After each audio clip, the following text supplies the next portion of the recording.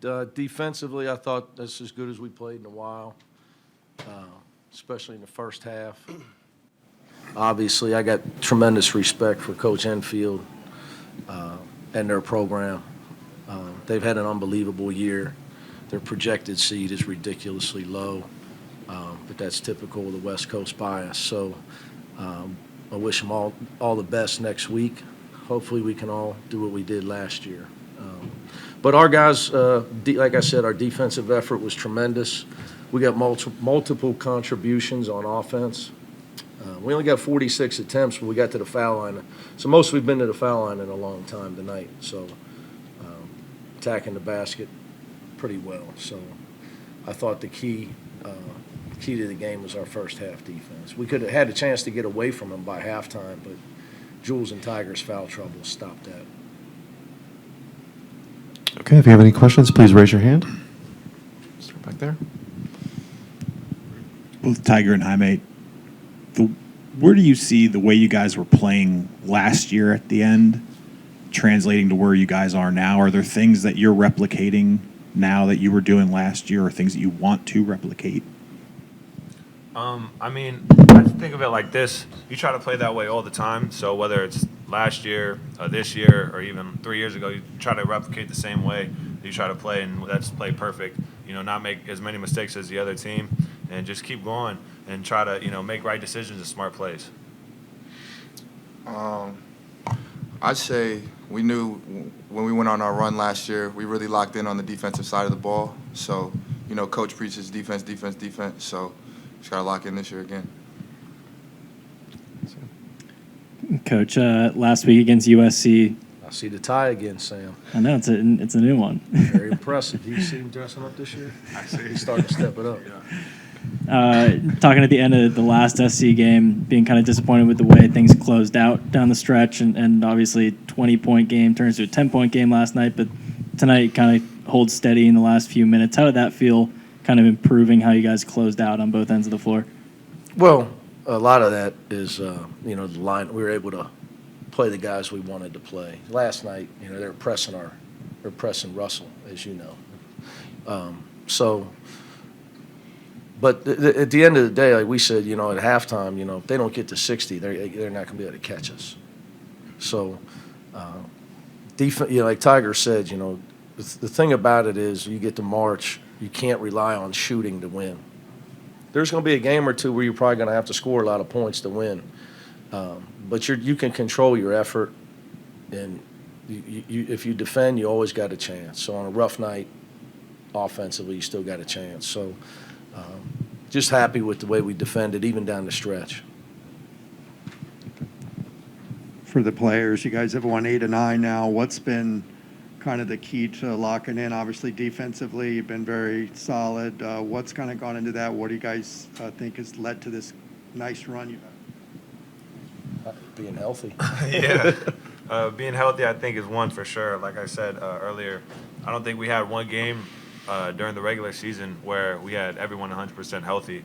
And now that we do, I mean, it's great. We got a lot of guys in rotation that can step up and make plays defensively and offensively. And I think just, watching film, being very attentive, following scouting report and things like that. So I think those all go into why we've been so successful defensively. Coach, pretty big impact couple of games for Peyton Watson in 12 minutes and then 8 minutes tonight. What do you think's gone into things kind of clicking a little bit more for him here? Well, I think, his defense always helps us. His rebounding, his length. But it was good for him. I was happy to see him get a shot to go down. Jaime threw him a great pass. He made a nice cut off the ball and got it to go down. But the thing about Peyton is, he has kept his head down and just kept working all year. That's what I'm most proud of. So, I would tell you, Tyger, these guys, they all know, the expectations. They didn't have to deal with what he's had to deal with. So they feel, they're with him. I mean, he's their guy. They love him. He's on their team. So they get it.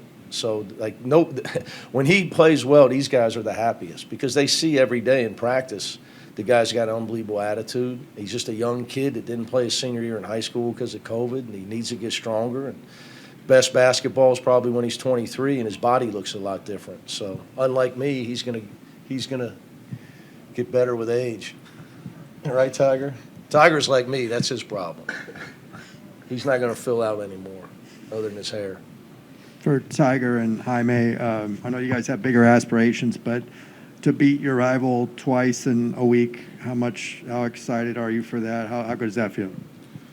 We're just worried about tomorrow. Get a win tomorrow, come out, give it all we have, and yeah, we're not really worried about that. It's the first time that UCLA has been to the Pac-12 championship game since 2014. Obviously, first time since you guys have been here. How does it feel knowing that this is a different stage, a big stage that you guys are going to be playing on tomorrow?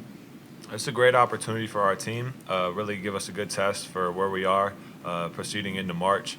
And it's going to be a fun experience. This is what we all work for, try to get that trophy and cut the nets down. So we're all excited. We're all ready to go.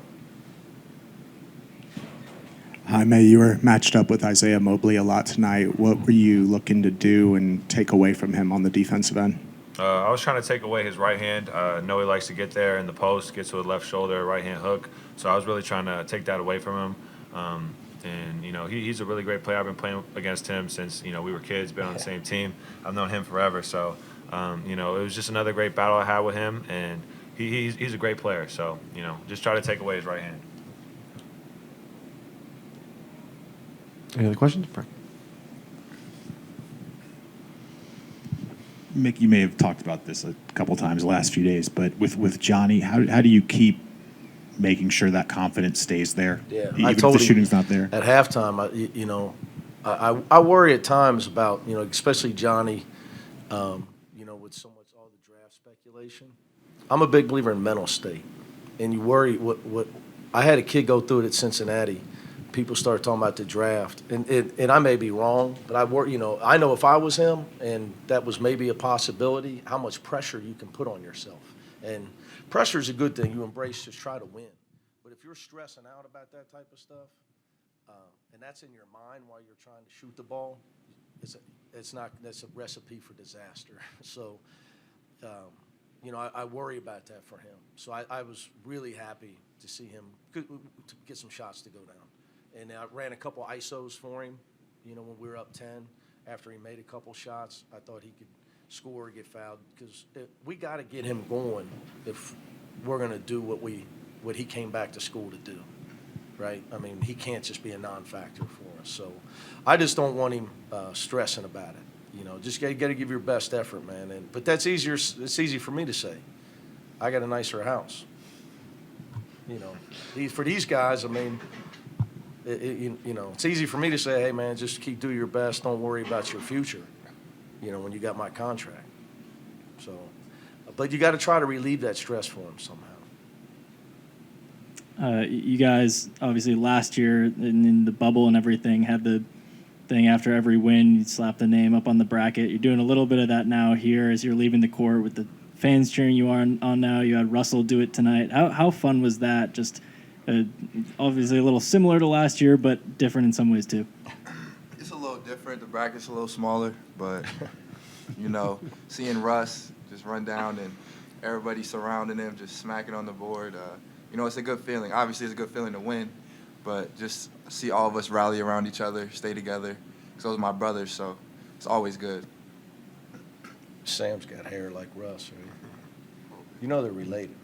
I believe it. Oh, yeah. You can't tell? Look at them. They both got all that hair. Brad Pitt.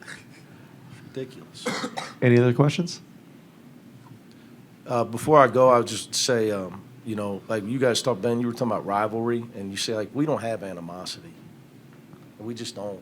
These guys, like, Tyger doesn't, but, like, 3 years ago, Andy Enfield's a great guy. I know Eric Mobley, Jay on their staff, used to work with Coach Palmer, Chris Capco. They're great guys, man. So it's nice to be in a healthy rivalry because it should be about basketball. But you see these guys before the clock hits 0, just tremendous respect for each other. So it's good for our game that you can have a rivalry like that and it can be about basketball and not about hatred and stuff like that. So wish them all the best next week. Thank you, guys. Thank you, Coach. Thank Thank you, guys.